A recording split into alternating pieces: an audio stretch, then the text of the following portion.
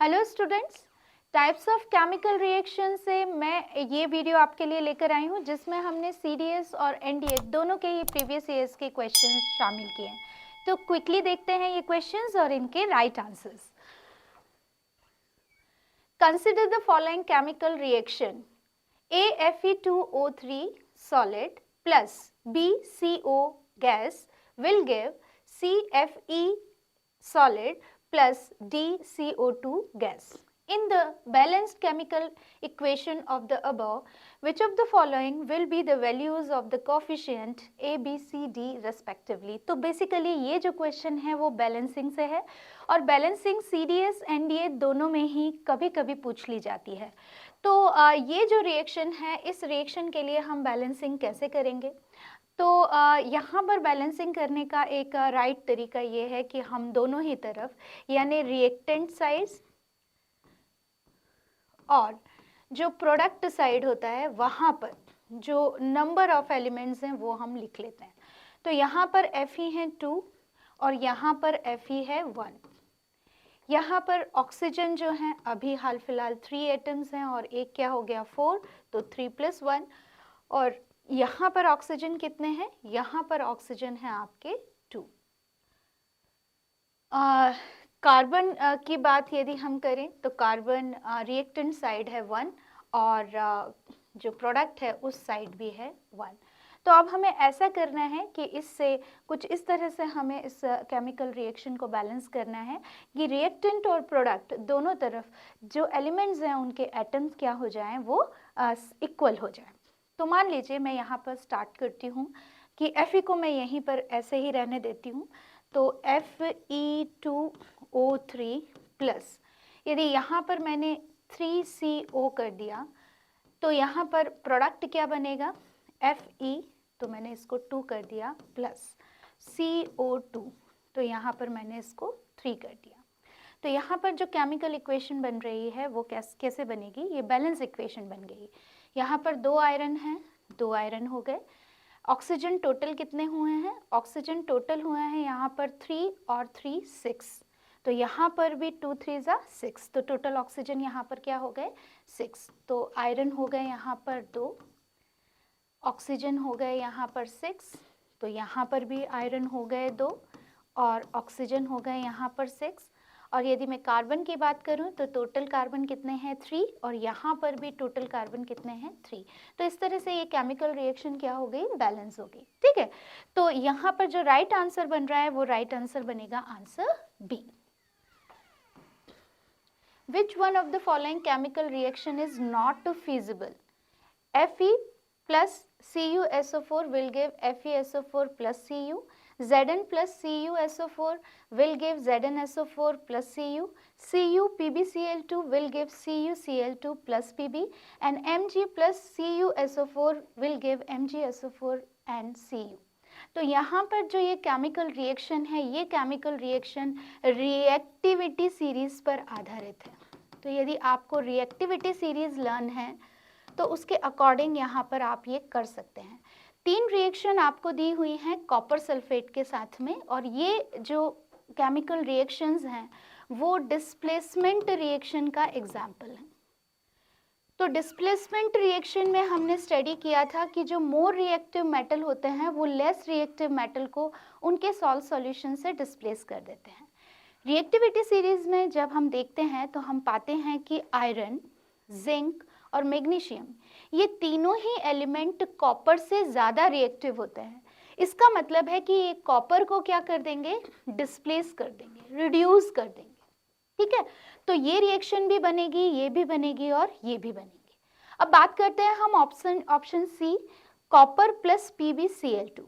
तो जब हम रिएक्टिविटी सीरीज को स्टडी करेंगे तो हम देखेंगे कि जो लेड Pb होता है, लेड जो होता है Pb, वो कॉपर से ऊपर होता है, यानी lead is more reactive than copper. तो कॉपर कभी भी लेड को रिड्यूस नहीं कर पाएगा, लेड को डिस्प्लेस नहीं कर पाएगा। तो कौन सी केमिकल रिएक्शन फिजिबल नहीं है? ये केमिकल रिएक्शन फिजिबल नहीं है, तो इसका ऑप्शन आएगा सी। Silver articles become black after some time when exposed to air because आपने देखा होगा चांदी के जो बर्तन होते हैं या गहने होते हैं, कुछ देर के लिए यदि उनको हम हवा में रख देते हैं तो वो काले पड़ जाते हैं। इस पर्टिकुलर जो है पार्ट को जब वो ब्लैक हो जाते हैं, इसको हम टार्निशिंग कहते हैं। और ये भी एक तरह की केमिकल रिएक्शन है, अ टाइप ऑफ ऑक्सीडेशन। ये किस तरह की रिएक्शन है? ये एक ऑक्सीडेशन रिएक्शन होती है। क्या ऑप्शन यहाँ पर बन रहे हैं? ऑप्शन ए है silver gets oxidise to silver oxides, silver reacts with moist carbon dioxide in the air to form silver carbonate, silver reacts with sulfur in the air to form a coating of silver sulfide, and last option is silver react with nitrogen oxide in the air to form the silver nitrate. तो यहाँ पर जो right answer आपका बनेगा वो बनेगा option C. Reaction क्या होगी? जो गैस प्रेजेंट होती है हाइड्रोजन सल्फाइड, ये कहाँ पर प्रेजेंट होती है बच्चों? ये प्रेजेंट होती है ट्रेसेस में, एयर के अंदर। ये सिल्वर आर्टिकल के साथ में क्या करती है? रिएक्शन कर लेती है। तो hydrogen is more reactive then Ag। तो हाइड्रोजन क्या है? Ag से ज़्यादा रिएक्टिव होता है। तो यहाँ पर जो रिएक्शन बनती है वो बनती है Ag2S प्लस H2। इसका मतलब है कि यहाँ पर हाइड्रोजन क्या हो जाएगी?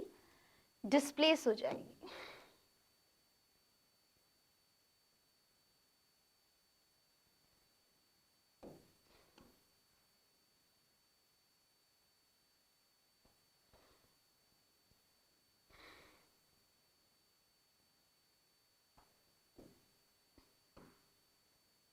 तो ऑप्शन आपका सी यहाँ पर राइट है। Silver reacts with sulphur in the air to form a coating of silver sulphide. तो जो रिएक्शन बनती है वो रिएक्शन बनती है H2S plus Ag will give Ag2S plus H2। तो यहाँ पर ये जो सिल्वर सल्फाइड बना है इसको हम क्या बोलेंगे? Silver sulphide. ये सिल्वर सल्फाइड क्या करेगा? यहाँ पर टार्निशिंग प्रोड्यूस करेगा, यानी सिल्वर किस में कन्वर्ट हो रहा है? सिल्वर सल्फाइड में कन्वर्ट हो रहा है और वो टार्निश हो रहा है। ठीक है, तो राइट ऑप्शन बनेगा आपका option C. Which of the following do silver article reach with that make the silver article black? तो कौन सा जो गैस है वो सिल्वर आर्टिकल को ब्लैक करता है? सेम क्वेश्चन आपको, sulphur. When we heat lead nitrate in a boiling tube, we observe the emission of brown fume. Which one of the following is the brown gas? तो ये यहाँ पर question आपसे पूछा गया है कि यदि लेड नाइट्रेट को हम हीट करें तो वहाँ पर कौन सी गैस इवॉल्व होगी, और जो गैस इवॉल्व होगी उसका कलर क्या होगा? वो ब्राउन फ्यूम के फॉर्म में होगी। तो यहाँ पर जो केमिकल रिएक्शन बनेगी वो एक डिकम्पोजिशन रिएक्शन होती है। लेड नाइट्रेट को जब हम हीट करते हैं तो वो कन्वर्ट हो जाता है लेड ऑक्साइड में, नाइट्रोजन ऑक्साइड में, डाइऑक्साइड में और ऑक्सीजन में। रिएक्शन क्या बनेगी आपकी? यहाँ पर 2PbNO3 2PbO plus 4NO2 plus O2। ठीक है, तो यहाँ पर जो राइट आंसर आपका आएगा वो आंसर आएगा आपका NO2। नेक्स्ट रिएक्शन है calcium oxide reacts vigorously with water to produce slaked lime. वो solution is used for white washing wall. This slaked lime react with component A in the air to form a thin layer of component B to give a shiny finish. What are the component of A and B? कह रहा है कि जो calcium oxide है, calcium oxide water के साथ में react करता है। तो ये वाटर के साथ में रिएक्ट करता है और ये क्या बनाता है? ये स्लैक्ड लाइम बनाता है। तो यहाँ पर आएगा CaOH होल ट्वाइस। इसका इस्तेमाल हम किस में करते हैं? इसका इस्तेमाल करते हैं हम white washing of the wall. अब ये जो कंपाउंड है वो एयर में प्रेजेंट कंपोनेंट, एक कोई कंपोनेंट है उसके साथ में रिएक्शन करता है और वो शाइनी फिनिश करता है। तो वो जो एयर में प्रेजेंट कंपाउंड है वो कंपाउंड कौन सा है? तो यहाँ पर ऑप्शन आपको बना करके दिए हुए हैं, oxygen, carbon dioxide, calcium carbonate, calcium hydroxide. तो इनमें से कौन सा ऑप्शन आपका होगा? तो हमने देखा यहाँ कैल्शियम ऑक्साइड वाटर के साथ में रिएक्शन करके क्या बना रहा है, CaOH होल ट्वाइस बना रहा है, ठीक है, जो कि एयर में प्रेजेंट एक कंपोनेंट, वो कंपोनेंट क्या है, ए कंपोनेंट कार्बन डाइऑक्साइड, उसके साथ में रिएक्शन करके क्या बना रहा है, कैल्शियम कार्बोनेट बना रहा है, और ये जो कैल्शियम कार्बोनेट है वही वाइट शाइन दे रहा है, यानी कि बी कंपोनेंट क्या है, कैल्शियम कार्बोनेट है। ए कंपोनेंट कार्बन डाइऑक्साइड है और बी कंपोनेंट क्या है, कैल्शियम कार्बोनेट है। उसी से आपको ऑप्शंस बना करके दिए हुए हैं, तो आपका जो डी ऑप्शन है वो करेक्ट है। Which one of the following is the main reason of acid rain? तो acid rain का main reason क्या है? Dissolution of sulfur and nitrogen oxide in the rain, dissolution of minerals in rain, dissolution of dust particle in rain and dissolution of soil solution in rain. तो इसका सही answer है A option. जो sulphur और nitrogen होते हैं उनके oxide पानी में घुल करके एसिड बनाते हैं। फॉर एग्जाम्पल सल्फर के ऑक्साइड SO2 वाटर के साथ में रिएक्ट करके क्या बनाएगा, H2SO3, इसको हम बोलते हैं सल्फ्यूरस एसिड, ठीक है, ये एसिड बन गया। इसी तरह से नाइट्रोजन डाइऑक्साइड वाटर के साथ में रिएक्शन करके क्या बनाता है, HNO3, इसको हम बैलेंस कर लेंगे, यहाँ पर बैलेंसिंग नहीं है, तो यहाँ पर क्या बन गया हमारा, नाइट्रिक एसिड। तो ये जो सल्फ्यूरिक एसिड होते हैं, सल्फ्यूरस एसिड होते हैं और H2SO4 सल्फ्यूरिक एसिड होते हैं, ये तीनों एसिड जो कि सल्फर और नाइट्रोजन के ऑक्साइड से बनते हैं, ये रेन को क्या कर देते हैं, एसिडिक कर देते हैं, ठीक है। तो राइट ऑप्शन होगा आपका A. Which one of the following is an oxidation reduction reaction? तो देखिए बच्चों, जब भी ऐसा कोई क्वेश्चन आता है तो आपको रिएक्टेंट साइड और प्रोडक्ट साइड ऑक्सीडेशन स्टेट को कैलकुलेट कर लेना चाहिए। जैसे फॉर एग्जांपल यहाँ पर हम देखें तो सोडियम का ऑक्सीडेशन स्टेट क्या है, +1, ऑक्सीजन का ऑक्सीडेशन स्टेट क्या है, -2, और हाइड्रोजन का क्या है, +1। हाइड्रोजन की बात करें तो +1, क्लोरीन का -1। यहाँ पर सोडियम की बात करें तो +1, क्लोरीन का 1 नेगेटिव, हाइड्रोजन की बात करें तो +1 और ऑक्सीजन का 2 नेगेटिव, ठीक है। तो यहाँ पर हम देख रहे हैं कि किसी भी एलिमेंट के ऑक्सीडेशन स्टेट में कोई चेंज नहीं हो रहा है, तो इसका मतलब है यहाँ पर रेडॉक्स रिएक्शन नहीं हो रही है। सेकेंड रिएक्शन में हम देखते हैं तो कैल्शियम का होगा +2, ऑक्सीजन का होगा 2 नेगेटिव, हाइड्रोजन का अगेन +1 और ऑक्सीजन का 2 नेगेटिव। कैल्शियम का यहाँ पर क्या हो रहा है, +2 और ऑक्सीजन का 2 नेगेटिव और हाइड्रोजन का +1। जब ये आयन बनाएंगे तो ऑक्सीजन की जो ऑक्सीडेशन स्टेट है वो 2 नेगेटिव होगी, ठीक है। तो यहाँ पर भी कोई चेंज नहीं हो रहा है। ऑप्शन सी में हम देखते हैं, यहाँ पर क्योंकि ये Mg जो है एलिमेंटल फेज में है इसलिए इसका ऑक्सीडेशन है 0, और ऑक्सीजन भी एलिमेंटल फेज में है इसलिए इसका ऑक्सीडेशन भी है 0। यदि हम MgO बनाते हैं तो यहाँ पर Mg का ऑक्सीडेशन चला जाता है +2 और यहाँ पर चला जाता है -2, ऑक्सीजन का ऑक्सीडेशन स्टेट, ठीक है, बिल्कुल क्लियर है। इसका मतलब है Mg 0 से +2 में चला गया और ऑक्सीजन 0 से -2 में चला गया। इसका मतलब ये हुआ कि जो Mg है उसका हो गया है ऑक्सीडेशन और जो ऑक्सीजन है उसका हो गया है रिडक्शन, ठीक है। तो कई बच्चों को कंफ्यूजन रहता है कि ये कैसे पहचाने, तो हम जो 0 है उस 0 को हम मान लेते हैं कि ये एक मिडिल पॉइंट है। यहाँ से यदि +1, +2, +3 इधर ऑक्सीडेशन स्टेट जा रहा है तो यहाँ पर ऑक्सीडेशन स्टेट क्या होगा, इंक्रीज होगा, और यदि इस तरफ जा रहा है -1, -2, -3 ऐसे जा रहा है तो यहाँ पर ऑक्सीडेशन स्टेट क्या होगा, डिक्रीज होगा। तो जब भी 0 से पॉजिटिव में जाएगी तो ऑक्सीडेशन इंक्रीज हो रहा है, 0 से नेगेटिव में जाएगा तो ऑक्सीडेशन स्टेट क्या हो रहा है, डिक्रीज हो रहा है। यदि पॉजिटिव से भी ऑक्सीडेशन स्टेट यदि नेगेटिव में जा रहा है तो इसका मतलब भी क्या है कि ऑक्सीडेशन स्टेट डिक्रीज हो रहा है, इसका मतलब है यहाँ पर क्या हो रहा है, रिडक्शन हो रहा है। और यदि हम इस तरफ जाएंगे तो क्या होगा, ऑक्सीडेशन होगा। तो ये बहुत ही सिंपल कॉन्सेप्ट है और इस कॉन्सेप्ट से हम कोई भी रिएक्शन को हम यहाँ पर आइडेंटिफाई कर सकते हैं। यदि इस रिएक्शन को भी हम देखते हैं तो यहाँ पर +1 सल्फेट का SO4 2 नेगेटिव, बेरियम का +2, क्लोरीन का 1 नेगेटिव, बेरियम का यहाँ पर +2, सल्फेट का -2, सोडियम का +1 और क्लोरीन का -1। ठीक है, तो यहाँ पर भी ऑक्सीडेशन स्टेट में कोई चेंज नहीं हो रहा है, इसलिए हमारा जो राइट आंसर बनेगा वो आंसर बनेगा सी। Which one of the following statement is not correct for the given reaction? ये रिएक्शन आपको दी हुई है Fe plus CuSO4 will give FeSO4 plus Cu। ये एक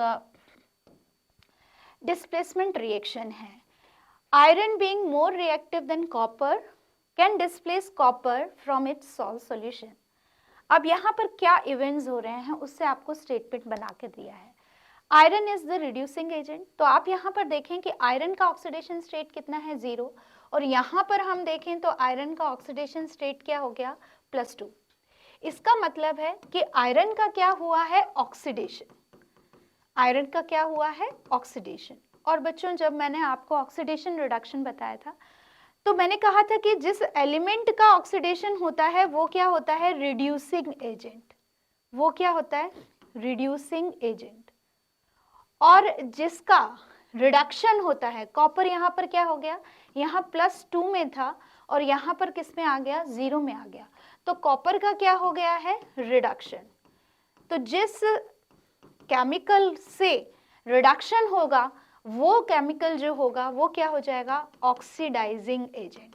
तो इस केमिकल रिएक्शन में यदि हम बात करते हैं तो कॉपर जो है वो आयरन जो है वो रिड्यूसिंग एजेंट है और कॉपर सल्फेट क्या है ऑक्सीडाइजिंग एजेंट है।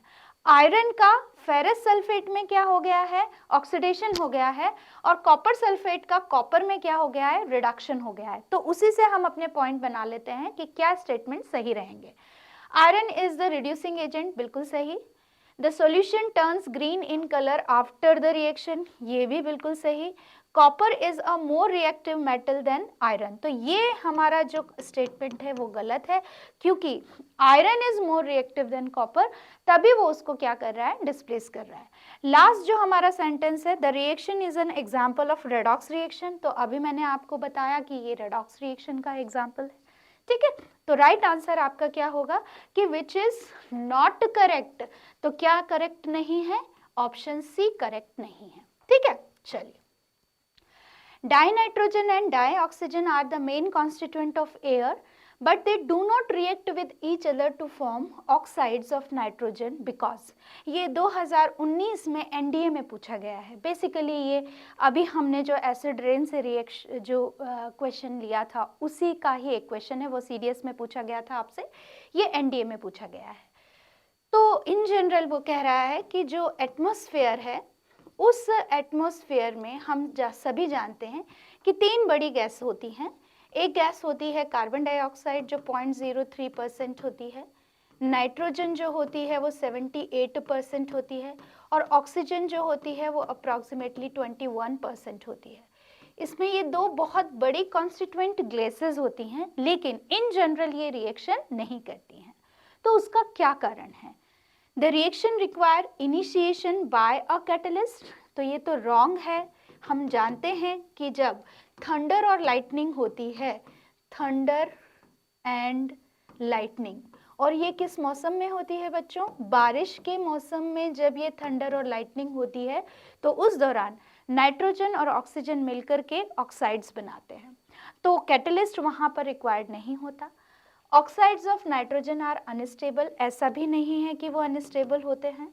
The reaction is endothermic and requires a very high temperature, तो ये ऑप्शन जो है आपका, ये ऑप्शन आपका बिल्कुल सही है कि ये जो रिएक्शन है वो एंडोथर्मिक होती है। जब एटमॉस्फेयर में नाइट्रोजन और ऑक्सीजन को क्या मिलता है थंडर और लाइटनिंग के दौरान, जब टेम्परेचर ज़्यादा मिलता है तो ये गैसेस जो कि जनरली किस में प्रेजेंट है, अपने एलिमेंटल फॉर्म में प्रेजेंट हैं, ये मिलकर के क्या बना लेती हैं, ये मिलकर के यहाँ पर ऑक्साइड्स बना लेती हैं। तो ऐसा क्यों होता है? क्योंकि यहाँ पर ये जो थंडर और लाइटनिंग है वो क्या प्रोवाइड करता है, एनर्जी प्रोवाइड करता है। ठीक है, तो ऑप्शन आएगा आपका।